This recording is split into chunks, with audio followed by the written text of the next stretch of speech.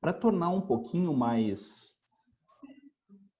ilustrativo, eu separei algumas imagens que eu gostaria de mostrar para vocês. Aqui o pai fala, é um vídeo que eu achei, é um vídeo público na internet, o pai fala sobre as características do seu filho, né?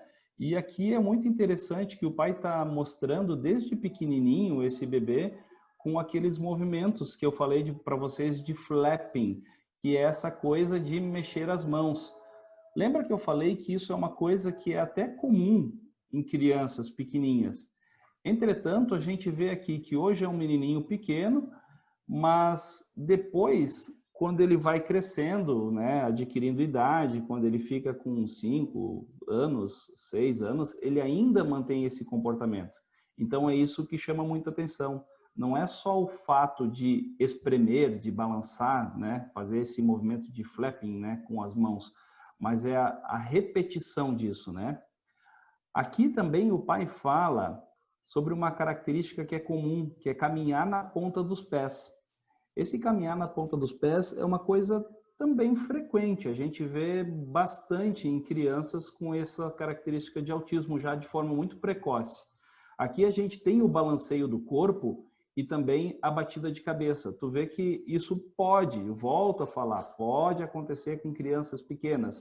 Isso da criança em outros momentos, mesmo quando está brincando, mesmo quando está em repouso, parece que persistir nisso chama muito atenção.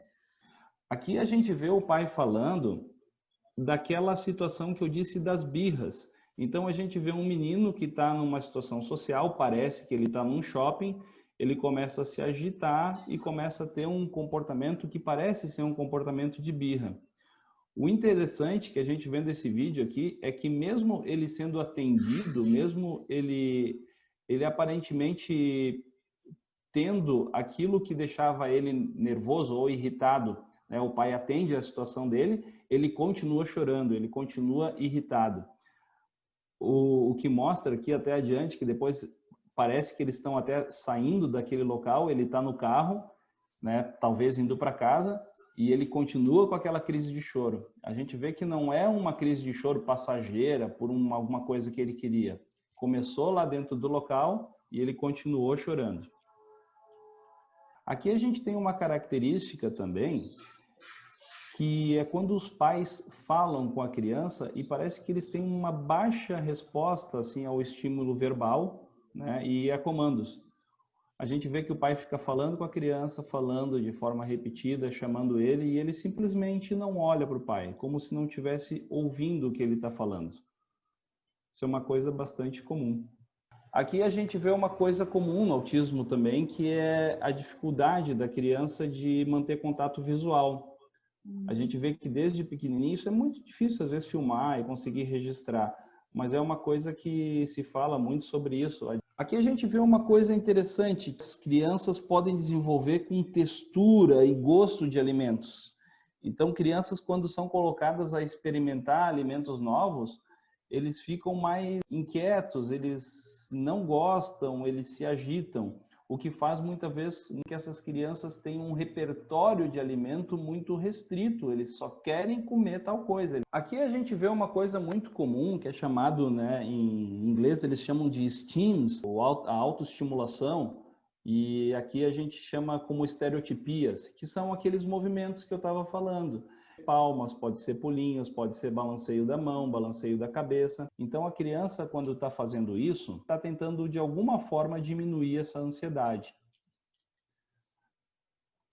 Então, assim, como eu estava falando, o autismo os sintomas são muito intensos, são muito variados, né? A importância que a gente tem de fazer o diagnóstico precoce, é importante a gente sempre lembrar que o tratamento é multidisciplinar, ele deve ser levado o mais cedo possível para ser avaliado. Os professores têm que ficar atentos, assim como os pais também, né? E a importância que eu acho assim, de ter um trabalho, um serviço na cidade que consiga fazer hoje esse diagnóstico precoce é justamente assim conseguir melhorar a qualidade de vida futura dessas crianças. É um trabalho que não se vê no curto prazo, essa melhora da qualidade de vida não vai ser em 1 mês, 2 meses, 1 ano, isso vai aparecer lá adiante, quando eles forem adultos, né? Então, tem que parabenizar todo mundo assim por esse serviço que a gente tem na cidade. Eu volto a dizer, não é uma coisa comum, ainda mais numa cidade de interior, né? E fazer votos assim e para que isso se mantenha, né? Porque é um serviço que eu sou suspeito de falar, porque eu trabalho aí praticamente desde o começo, né? Mas é uma coisa que chega a dar orgulho na gente, porque a gente vê que é um serviço que funciona, apesar de todas as dificuldades, e tem se mantido muito bem durante todos esses anos, né? É isso, muito obrigada, doutor Daniel. E que bom poder contar com o senhor aqui no nosso município.